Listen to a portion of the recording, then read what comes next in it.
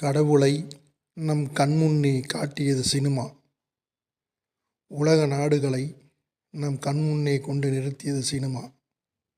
உலக நாகரிகங்களை நமக்கு கற்றுக் கொடுத்தது சினிமா. நம் நாட்டிற்கு பல முதல்வர்களை கொடுத்தது சினிமா. சினிமாவால் வாழ்ந்தவர்கள் பல பேர். சினிமாவால் புகழின் உச்சிக்கு சென்றவர்கள் பல பேர். சினிமாவால் இந்த நாட்டை ஆட்சி செய்தவர்கள் பல பேர்.